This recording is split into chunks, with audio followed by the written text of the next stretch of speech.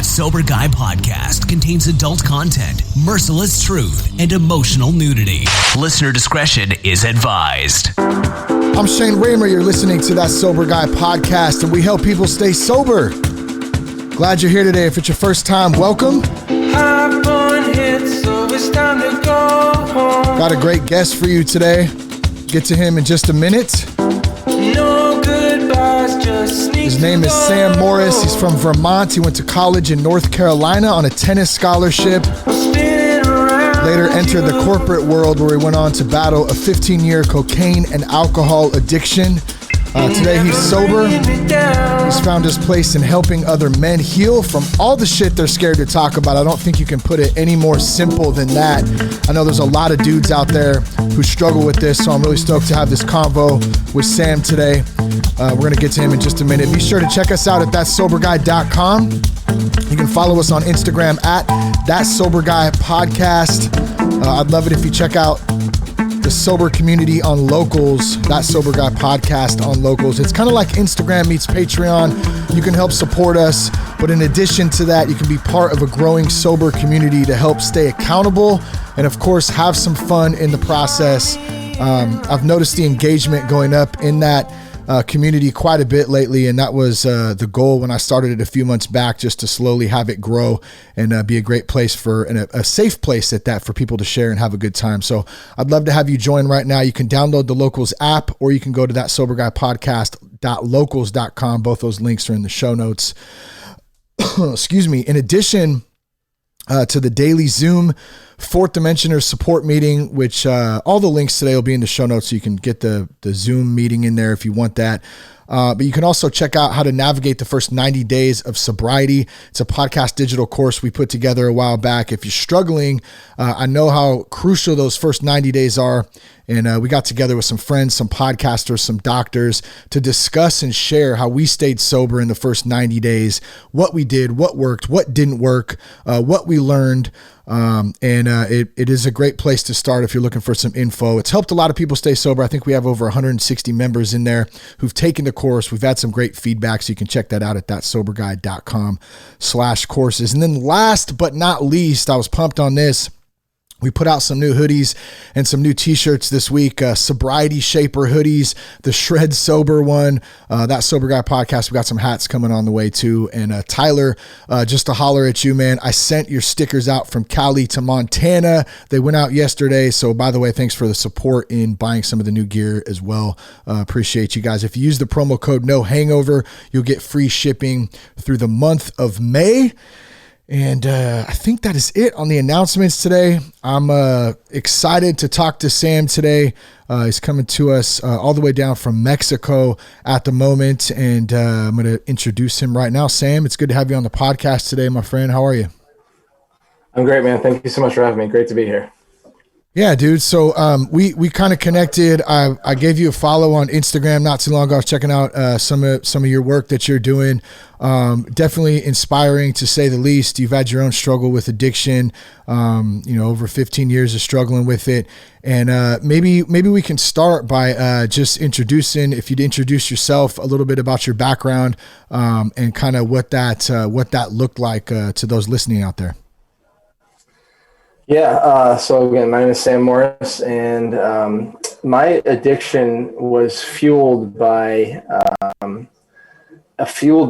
a lack of self-love and a need to be saved.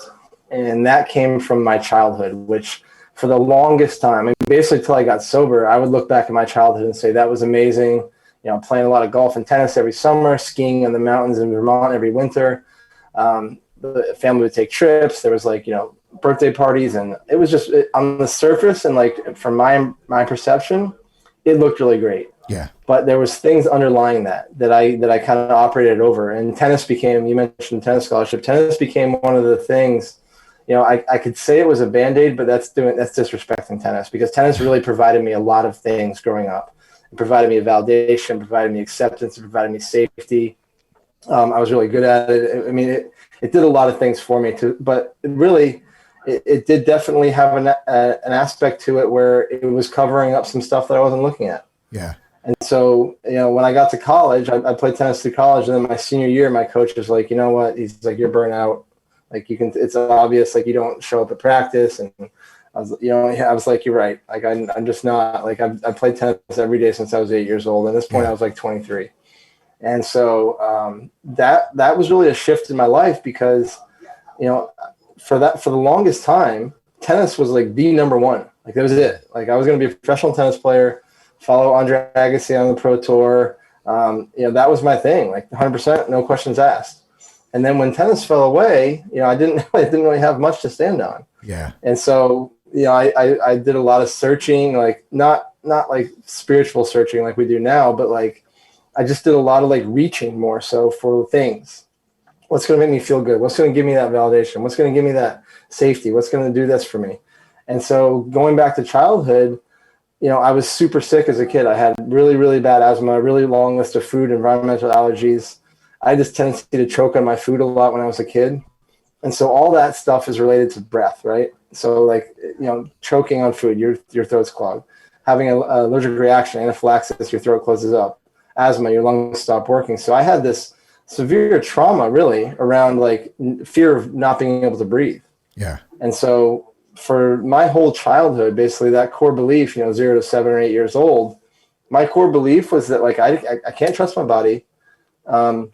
Self-love wasn't even a thing. Like I can get on that in a second, but like I couldn't trust my body and other people would always save me when I had an asthma attack or an allergic reaction. So I learned that like, I'm not okay in the world unless I'm saved. And so tennis did that for me. It provided me. It got me to college on scholarship. It gave me validation. It gave me accolades. I got trophies and won tournaments and all these things that tennis gave me. But at the same time, like it allowed me not to look at like that trauma. And so when I finally stopped playing tennis, that was the shift that really like I would drink before that, like smoke weed, do a few drugs here and there. But it was nothing out of control. It was nothing alcoholic about it because I always had tennis on the pedestal as a priority.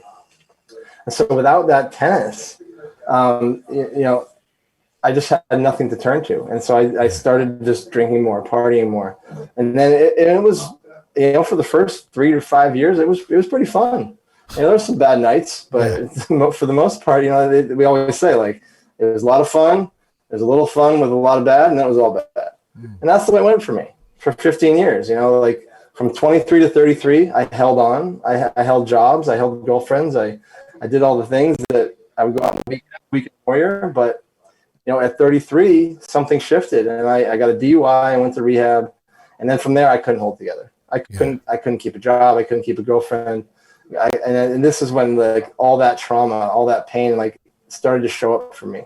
And so from 33 to 38, I bounced in and out of rehabs. I was sober for 60, 90, 120 days, 11 months at one time. And it was just, I was on the path, but I wasn't willing to do any of the work. I was like, this is going to osmosis, right? Like rehab, fix me. Girlfriends, fix me. Parents, fix me. Jobs, fix me. Like it was all the external stuff. And so, that was that learned behavior from childhood where I was like, if I have an asthma attack or I eat a peanut or I'm choking on food, like someone's going to come rush and save me. And so that's how I learned, like that ran so deep for me that like in relationships, for example, or not, for example, like within relationships, I had that underlying story of I need to be saved. So I would go into the relationship and as soon as that girl said, I love you, subconsciously, I defined that love to mean you're responsible for saving me now. No matter what happens, I might be an asshole. I might show up like a piece of shit. I might do something bad. But it's okay. I'm just creating chaos so you can save me. Yeah.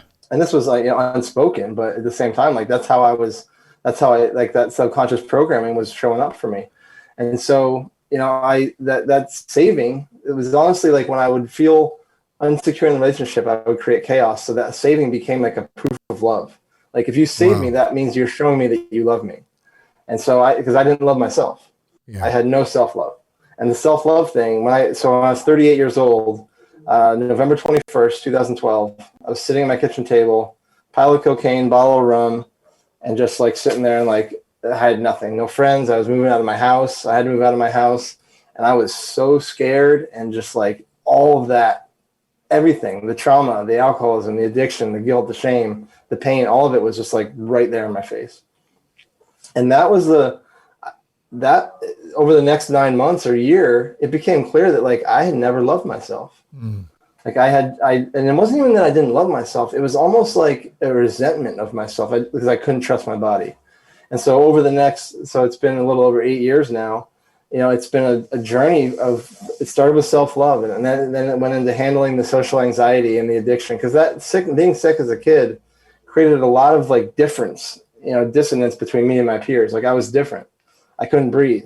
I couldn't eat peanuts. I couldn't eat cake. I couldn't go to parties. I didn't like to go to parties. So there was like this big gap, which fast forward to adulthood was social anxiety. Yeah. And then then there was depression there from being so just feeling exhausted all the time from worrying and that fight or flight constantly. It manifested into depression. And so ever since 38 years old, it's just been a journey of self-love for me, really. Like that's really when it boils down to, you talk about simplicity of my purpose. Yeah. Like the simplicity of it is like, how do I love myself more? Because I never did that. It's so good, bro. And I know how much of a struggle that can be for so many people out there, including myself, man. Like I'm my own worst enemy. And I find that a lot in talking to, especially dudes. Like we are the hardest on ourselves. We don't know how to love ourselves, especially if we're not working in that. And one thing I wanted to ask you, you kind of alluded to this, and it's funny, man, because this came up a couple times in this last week, one with my wife and then one on a different podcast I did. A buddy of mine, TJ Woodward, he talks, we've had some good conversations about, it's not so much about learning new stuff. It's about unlearning all that old crap that we've been programmed to think over the years. And that kind of sounds a lot like what you're talking about. Has that been a big part of your journey, is unlearning the stuff versus learning new stuff? Absolutely. It's, and you know what it really comes down to is like all that chaos, like that was familiar. Yeah. Like we love familiar. Our egos love familiar. And so familiar is the only thing familiar is familiar. It doesn't mean happy. It doesn't mean advancement. It doesn't mean growth. It doesn't mean any of that stuff. It just means familiar. Yeah. And it's comfortable and our egos love it. So for me, it was like unlearning how to default to chaos. Unlearning how to default to self-sabotaging so I get saved, like unlearning those stories. And like everyone says, rewrite your narrative. I like to scratch that and just say, let's write a whole damn new narrative. Yeah, that's good. Yeah, I like that. That's where I didn't have the luxury to just rewrite and tweak and edit. Like I had to scrap it, start over, write the whole damn thing over. That's good though, man. It's that fresh start. You get a new perspective. You get a new, it's like being born again almost, in some aspect, just completely renewed. I have a couple good points and good things that you kind of had mentioned when we talked about setting this up. One of them was the power of surrender. And I kept a parentheses in there, not a typo. And you're going to elaborate why, but you spelled surrender SURRNDR. So what is that about?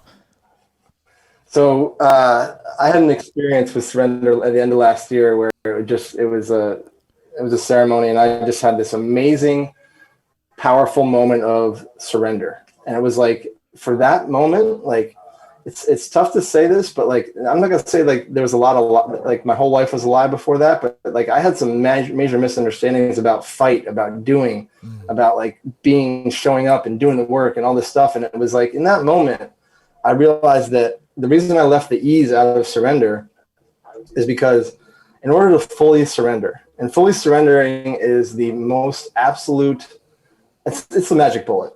It's the magic bullet to happiness. It's the magic bullet to relationships, connection. It's the magic bullet to every experience you have, if there was a magic bullet. And I realized that like the last thing that we hold on to before we surrender is our ego. Because the ego doesn't want you to surrender. To the ego, surrender is unsafe. And the ego, thank you very much, ego, like you keep me safe, that's great. But that safety, the ego's definition of safety and my definition of safety can be different. Yeah. And so like for me, safety is like letting go of all the fears and the chaos and the stories and the chatter and the anxiety and surrendering to what's happening right now. Like, what is this experience teaching me? Where am I going to go from here? Like what in this moment, what's happening right now? Like getting really like somatic and embodied about it. Yeah. And from there, like the reason I left these out is because you have to drop the ego if you want that full surrender.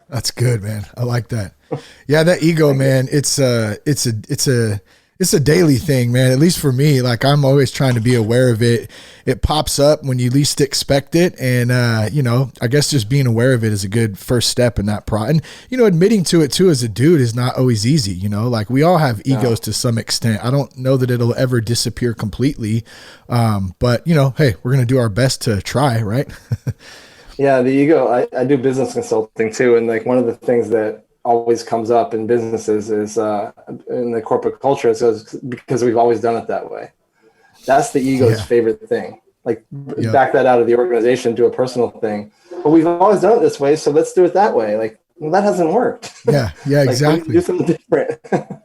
I know, it's funny. I find like the corporate, like it's a really I've heard it many times. So we've always done it like that, and it's like, well, not only does it not work, but there's like 10 extra steps that are costing a shitload of money, like in that process. We can just do it in 3 steps. Like, come on, let's let's rethink this. But so many things wrong with that statement. Yeah. A couple of other things, man. You said why you need to stop settling for hope and step into belief. This is one I was curious about, man. What's your take on that? Yeah, so actually I just did a TED Talk about this. And the thing about it is that, to boil it down, hope is a rocking chair. It's movement, like you're doing, like you're thinking and cycling and you're rocking, but you're not advancing.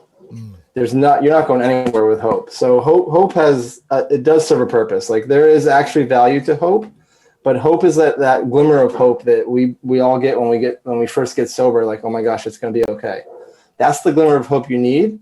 But like once you start getting in that cycle of hoping, it's the same as worry. Worry and hope are the exact same thing. It's just that worry has this negative connotation and hope is romantic and sexy and people love it. But really, they're stagnant energies. Like you get in the cycles of hope and the cycle of worry. It feels so good to do it because you're basically like your body and your mind are miscommunicating in that your mind is telling your body we're doing something about this, but you're really not. Like you have, and the only thing that after hope must come action. And the only thing that's going to fuel action, if you don't believe in yourself, you're never going to take action because like, oh, I'm not going to do that because I'm going to fail anyways. Yeah. Or like, that never worked for me anyways. Like, it's that lack of belief is what keeps you in that hoping cycle, which keeps you stagnant, which keeps you sick, which keeps you addicted, which keeps you depressed. It keeps you anxious. You need to have this belief in yourself, this self-love, this belief in yourself to fuel the action that hope triggers you into taking. Do you think that belief initially starts with the self-love? Would that be a good way to kind of line the two up? If you get that aligned, it's going to be that much easier to really believe in yourself, to believe in others, to trust, like all that stuff. Do you think it aligns pretty well? Self-love is the basis for most things. Yeah. I think that when whatever we're trying to do, like I read a book, I was going through a heartbreak a couple of years ago, 3 or 4 years ago. And I read this book by Kamal Ravikant called Love Yourself Like Your Life Depends on It. And he has this one thing that stuck with me forever is like this one phrase that you ask yourself, if I really love myself, what would I do? If I really love myself, what would I do? Because you're going to know the answer pretty quickly right there. Yeah. Like if it's like boil it down to like a nutrition thing, like if you really love yourself, would you eat that extra 5 pieces of cake? Because it might taste good right now, but you're gonna feel fat, you're gonna feel bloated, you're gonna feel like shit emotionally after you eat it. Like that's not self-love. Yeah. And there's a time to eat 5 pieces of cake. It's just not right now on a Wednesday night, and there's no reason to do it. Yeah. So if you can like if you're in there with like wondering about what to do, if you're like I need to do this, I need to take action, and you want that belief, ask yourself, what would you really do?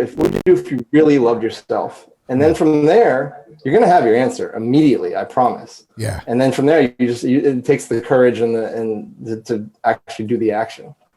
Yeah, that's good. I love that example too with the cake, because I know for a lot of us, obviously we're in recovery, we struggle with alcohol, drugs.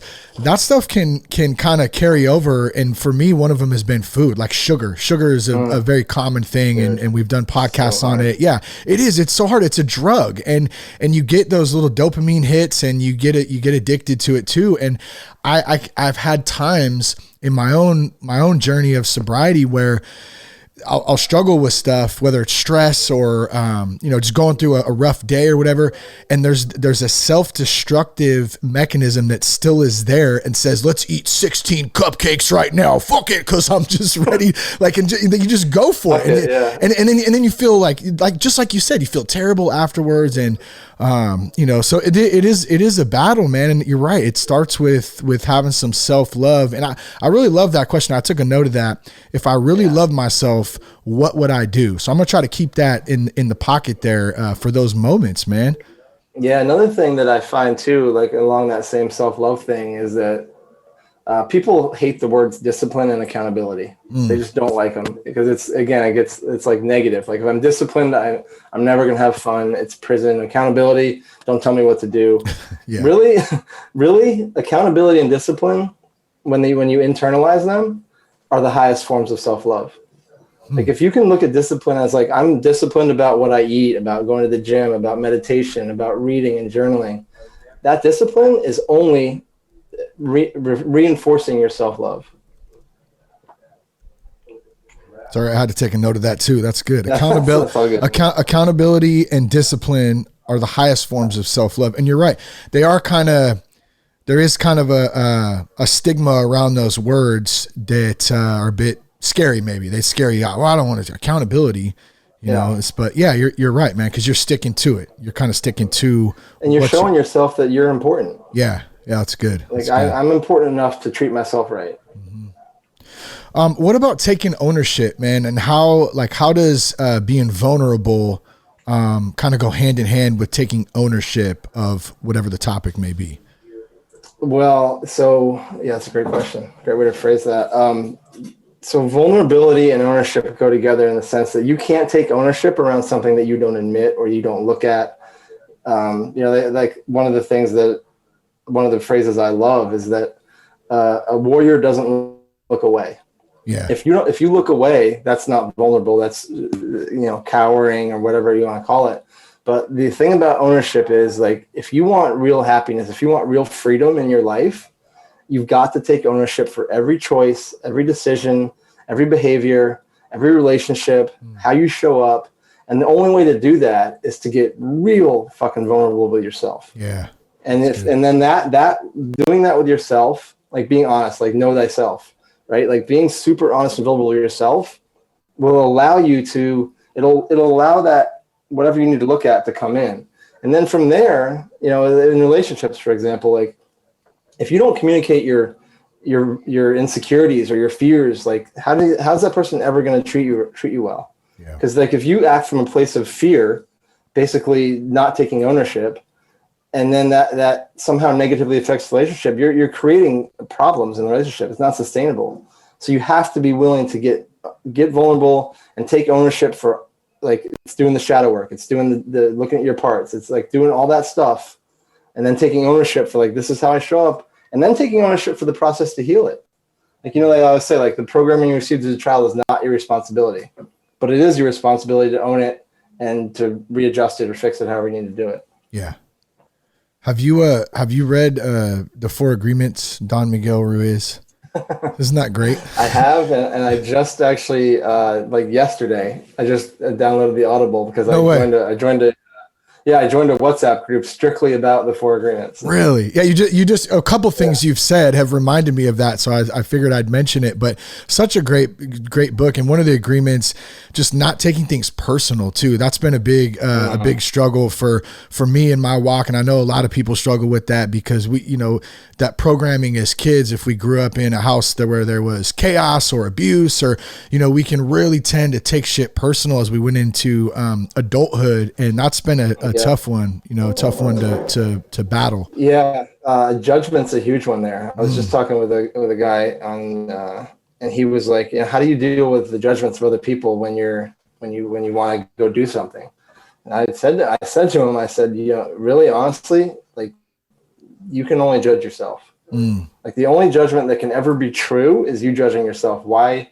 Like, if someone's judging you for going off, and for me, like moving to Mexico, someone's judging me for that, that's because I internally have a judgment about it. And that's taking things personally. Like, if I'm taking other people's judgments personally, it's because I feel, it's like that everyone's a mirror. I feel something inside of me that that I need to look at. Yeah. Because literally nobody can judge you. If they do, that's their own shit. Yeah. Has nothing to do with you. And if they are, we're allowing them to do that, right? Wouldn't that be a kind of a way to put it? Like we're letting them that's affect a boundary us. conversation. Yeah. Yeah. Yeah. Yeah. For real. Yeah, this is good, man. I'm enjoying this chat. One of the things, just to kind of, to put it blunt, and I mentioned this in the intro, like, how do you, so speaking to the dudes out there in particularly, a lot of dudes listen to the show, obviously, how do you help men deal with the shit they're scared to talk about? Like, what are some of the things that you do and that you found work? So the first thing is create a container, create a space that they can come and not feel judged and not feel that fear. Because what it really is, the things they're scared to talk about, they got broken up with when they were 11 years old, or their friends threw a snowball at them when they were 8. And it's like they got picked on the bus. Like, and these are the things that no one ever, like, you internalize that because it is so uncomfortable. Yeah. It was so uncomfortable in the moment that there's no way that I can talk about it right now. So now the guy is, at work, showing up in a way, like he's showing up as the kid that got a snowball thrown in his head at work. Yeah. Or in a relationship, he's showing up as the kid that got broken up with when he was 11. So basically they show up as, I can't be real. I can't be who I am. I'm not safe in this environment to talk about or to be myself, because when I was myself, when I was 8 or 11 years old, I got rejected for it. And so now they feel unsafe. So if I tell my wife that I have this insecurity around going to McDonald's, I don't know, it could be anything. Yeah. But like that, to the man, what they do is they basically just like fast forward that from like, okay, if I tell my wife that, she's going to leave me and I'm going to die because I'll be alone, and that's it. And being alone is the worst. Yeah. So there's all this stuff that they're scared to say, because if they do, they're going to lose something they have: the job, the girl, the family, the car, the money, whatever it may be, the friends. Like if you open up to your friends, like, oh, they're going to think I'm a weirdo. Yeah. Like all these things, but these things don't just like go away on their own. Like the less you talk about them, they snowball. And now you got a big ass snowball inside of you of like this shit that you're scared to talk about. And so what I do is I create these either retreats or group coaching programs or my one-on-one coaching where like it's like this environment is completely safe. You can say whatever that you can scream, cry, yell. I don't care what you do. Like, this is the place that I want you to come so that you can feel safe. Say what you need to say so that when you go back into your relationship, when you go back into your job, you're a better, more solid human being. It's good, dude. Yeah. So that's like meditation's big there. Journaling is big there. Breathwork is huge. Like there's like tangible things you can do, but really it's about just like seeing the man, hearing the man, loving the man. And from there, like it's amazing. I mean, that was my healing. And so like to provide that for other men is just amazing. Yeah. You just mentioned breathwork. There's a friend of mine I was in a meeting in the other day, and I found out they do it's just I think it's Zoom or online breathwork meeting. Like, I think it's every Saturday or something. I've been wanting to check that out because I've heard quite a bit about that. It kind of falls in with meditation and just learning how to sit, right, and just be. Yeah. I mean, there's definitely breath, like focus on your breath and meditation. That's one form of breath work. But when you do like dedicated breath work, there's a reason it's called breath work. It's because it's work. Like you're doing like, there's patterns to breathing. There's numbers you follow. There's body motions. There's fire breath. There's like all these different, like Wim Hof breath. There's all these different breath holds, and you hold at the top, you hold at the bottom. It breaks through your psyche is what it does. Really? It breaks through, like, it's equivalent to like a psychedelic stuff without the psychedelics. Like when you get into that breathwork state, like things just happen in your body. Like you're moving energy through your body. So traumas get released and things become clear, and like the fight or flight decreases.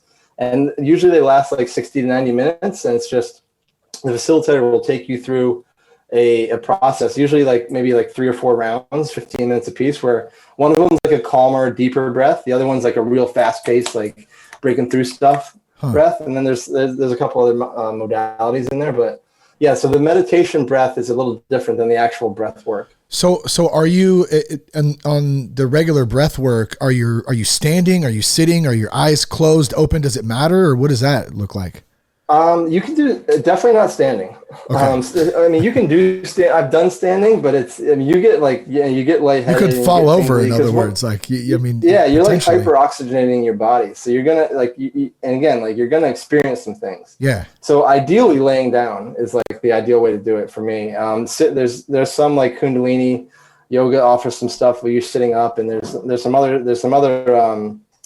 modalities where you're sitting there, in like the lotus position or Indian style and breathing. But I find it most effective when you can lay down, because when you can lay down, you're supported fully on your body. Like if you're sitting up, you're kind of like holding yourself up, and the more that you can release the physical stuff and just like lay back and do the breathing, the better, the deeper the effect is going to be. Got it. I'm gonna have to check that out, because I've just never taken the time to kind of pursue it, and it's came up a couple times lately, and it sounds really interesting. Thank you for explaining it a bit too, because I've had some major breakthroughs in breath work.